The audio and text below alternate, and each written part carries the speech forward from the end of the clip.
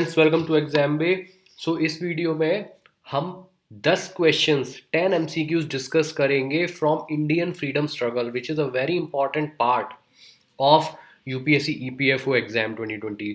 तो काफ़ी सारे क्वेश्चंस आते हैं, अराउंड 15 क्वेश्चंस आपके आ सकते हैं इसमें, क्योंकि कोई फिक्स नंबर तो नहीं है, राइट। सो इसमें हमने 10 क्वेश्चंस सेलेक्ट करे हैं। हम वो क्वेश्चन आपके सामने लाएंगे। You can pause the video and you can answer the question. उसके बाद उसके जो नोट्स हैं, जो एक्सप्लेनेशन है, we will discuss that. Okay. तो इम्पॉर्टेंट क्वेश्चंस हैं। क्वेश्चंस आपको सिंपल लग सकते हैं, बट उसके एक्सप्लेनेशन के साथ बहुत अच्छी नॉलेज आपको ये दे सकते हैं। सो स्टार्ट करने से पहले मैं आपको कहना चाहता हूँ कि आप यूपीएससी ईपीएफओ का एमसीक्यू का जो क्वेश्चन बैंक है, 1000+ क्वेश्चंस वाला, वो आप ले सकते हो। प्लस करंट अफेयर्स का जो मॉड्यूल है उसके साथ, राइट, उसमें बजट भी, यूनियन बजट का भी जो इंपॉर्टेंट पॉइंट्स है वो हमने ऐड कर दिए हैं। फाइल काफ़ी बेनिफिशियल आपके लिए हो सकती है। ओके। हो सकता है कि आपको 3-4 क्वेश्चन से और उससे भी ज़्यादा से आपकी तैयारी होने के बावजूद उसमें से आपको कुछ ऐसे क्वेश्चंस मिल जाएं जो आपने नहीं पढ़े थे या नहीं देखे थे, और आपको मार्क्स पड़ जाए। Okay. So we have to try our best. Question number 1, aim of Swaraj party.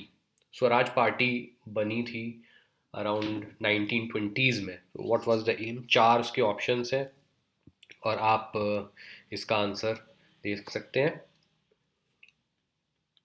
तो इसका आंसर मैं आपको बता देता हूँ। Answer is a, enter the legislative councils by contesting elections in order to elect legislatures from within। या फिर आप कह सकते हो कि लेजिस्लेचर में या गवर्नमेंट में डायरेक्टली पार्टिसिपेट करके इंडिया को उसके स्वराज या उसके फ्रीडम की तरफ लेके जाना, डोमिनियन स्टेटस से, राइट। तो Swaraj party was establish in 1923। Motilal Nehru और C R Das, they were the founders, founding members. और भी इंपॉर्टेंट लीडर्स थे। It sought greater self-government and political freedom for Indian people from the British government. 1923 में बनी थी और बाद में जाके फिर ये डिसॉल्व हो गई थी पार्टी। और बनी कब थी? जब इंडिया ये अपना मूवमेंट चल रहा था, सिविल रेजिस्टेंस मूवमेंट जो चल रहा था हमारा 1921-22 में। चौड़ी चौड़ा इंसिडेंट जो हुआ था, चौड़ी चौड़ा इंसिडेंट बिहार में, उसके बाद गांधी जी ने सस्पेंड कर दिया था, क्योंकि उसमें काफ़ी वायलेंस वगैरह हुई थी उसके बाद, क्योंकि कुछ लीडर्स ने डिसएग्री किया था, और उसी के रिजल्ट में स्वराज पार्टी बनी थी। स्वदेशी मूवमेंट स्टार्टेड ड्यूरिंग। तो कब स्वदेशी मूवमेंट स्टार्ट हुआ था या किस डिसीजन की वजह से हुआ था? इसमें चार ऑप्शंस हैं, आप अपना आंसर दे सकते हो। And the answer is anti Bengal partition movement. तो लॉर्ड कर्जन ने 1905 में अनाउंस किया था कि बंगाल का पार्टीशन होगा, दो हिस्सों में, एक Muslim majority and Hindu majority, right, to appease different sets of people.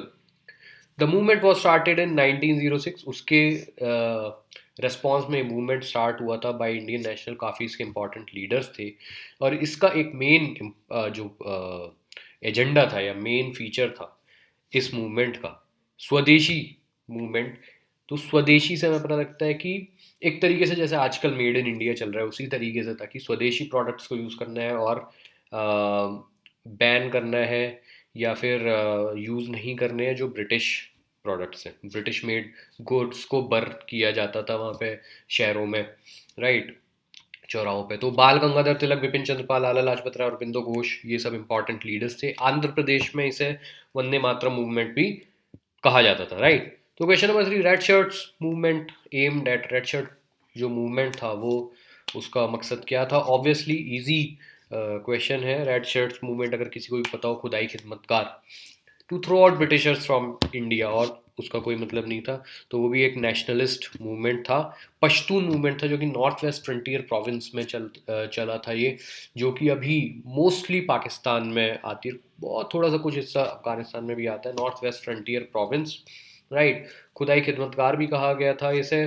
और 1947 जून में खुदाई खिदमतगार डिक्लेयर्ड बन्नू रेजोल्यूशन। ये आप याद कर सकते हो, बहुत कॉमन पॉइंट नहीं है। It demanded that the Pashtuns be given a choice to have their independent state of Pashtunistan. तो उन्होंने अपना एक इंडिपेंडेंट स्टेट की मांग करी थी, ओके, दो जो लीडर थे खान अब्दुल गफ्फार खान थे, जिन्हें बच्चा खान, बादशाह खान या सरहदी गांधी, जो कि इंपॉर्टेंट पॉइंट है, कहा जाता था। Question number 4, who commented the Cripps mission was a post dated cheque on a crashing bank. तो ये चार ऑप्शन आपके पास है, आप बता सकते हो किसने कहा था। इसका आंसर है ए। तो क्रिप्स मिशन एक फेल्ड अटेम्प्ट था बेसिकली, और इसलिए भी कहा गया था 1942 में आया था, क्योंकि वर्ल्ड वॉर था, तो जो ब्रिटिश गवर्नमेंट थी, जो ब्रिटिश इंडियन गवर्नमेंट थी, उसे कोऑपरेशन चाहिए था इंडियन आर्मी का और इंडियन मासेस का। तो उन्होंने एक तरीके से एक प्रपोजल वो लेकर आए थे कि हम आपको ग्रेटर सेल्फ गवर्नेंस देंगे और ये सब चीज़ें देंगे। स्टैफर्ड क्रिप्स ये इसके चेयरमैन थे। फेल हो गया था क्योंकि गांधी जी भी अपोज कर रहे थे इसे, इंडियन। और इसके अलावा जो क्रिप्स मिशन था जब आया था, उन्होंने कुछ कंडीशंस रखी, बट नेगोशिएशन होते होते उन्होंने कंडीशंस भी चेंज कर दी। तो बहुत सारे रीजंस थे जिस वजह से चेंज फेल हो गया था। Gandhi ji Champaran movement was for, Champaran movement किस लिए था, काफ़ी फेमस मूवमेंट था उनका, फेमस बेसिकली एक तरीके से आप कह सकते हो सत्याग्रह टाइप का मूवमेंट था ये। इसका आंसर है डी, इंडिगो वर्कर्स जो नील उगाते थे उसके लिए जो चंपारण सत्याग्रह था 1917 का फर्स्ट सत्याग्रह था, considered as an important revolt. तो चंपारण डिस्ट्रिक्ट बिहार था, वहाँ पे ब्रिटिशर्स फोर्स करते थे किसानों को नील या इंडिगो उगाने के लिए, और पैसे देते नहीं थे उसके पूरे, बहुत ही मतलब सब्सिस्टेंस टाइप का अमाउंट देते थे। और क्योंकि Indigo was a cash crop, बहुत पानी चाहिए होता था, सॉइल की फर्टिलिटी भी ख़राब हो जाती थी, तो बहुत बड़ा इशू बन गया था।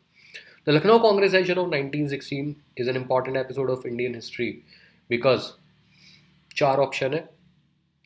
इसका आंसर है A, concession of separate electorates for the Muslims by the Congress party. तो इस पर एक सहमति बन गई थी, लखनऊ पैक्ट जिसे हम कहते हैं। It was an agreement reach between Indian national Congress and Muslim league at a joint session in Lucknow. So two parties agreed to allow representation to religious minorities in the provincial legislatures. Who introduced civil services in India? Simple question. Lord, जिन्हें से father of civil services in India भी कहा जाता है, Lord Cornwallis. D is the answer. Whom did Gandhi ji consider his political guru? इसका answer आप दे सकते हो, इसका आंसर है गोपाल कृष्ण गोखले। बहुत ही सिंपल सा ये क्वेश्चन है, बट हमने डाला है क्योंकि Gandhi ji is an important topic, और गोपाल कृष्ण गोखले ने ही founded Servants of India Society. He was a moderate. On which date constitution of India was adopted and enacted by constituent assembly. So ये क्वेश्चन इंपॉर्टेंट है, कुछ तीन चार जो डेट्स है। इसका जो आंसर है वो सी है, 26 नवंबर 1949। But the constituent assembly of India was elected to write the constitution of India, right. Idea जो सबसे पहले दिया था वो एम एन रॉय ने दिया था, who is a pioneer of communist movement in India. फिर the assembly met for the first time on 9 December 1946, very important date. और लास्ट टाइम 24 जनवरी 1950 को, क्योंकि 26 जनवरी 1950 को रिपब्लिक डे मनाया जाता है जब हमारा constitution it came into force. 13 दिसंबर 1946 को objective resolution was presented by Jawaharlal Nehru, जिसमें सारे जो भी इंपॉर्टेंट प्रिंसिपल्स थे कॉन्स्टिट्यूशन के ये सब आए थे।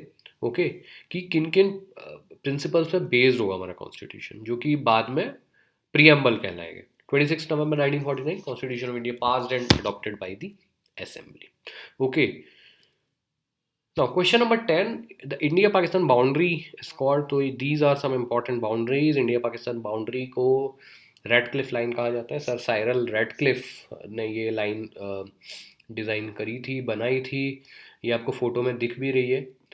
ये बेसिकली आपका राजस्थान का पार्ट है, बहुत थोड़ा सा गुजरात दिख रहा है, बाकी मोस्टली राजस्थान का पार्ट है ये ऐसे, क्योंकि जो बॉर्डर्स हैं वहाँ पे रात में लाइटिंग वगैरह रहती है। ओके, ट्रेस पासिंग और ये सब चीज़ों को कंट्रोल करने के लिए।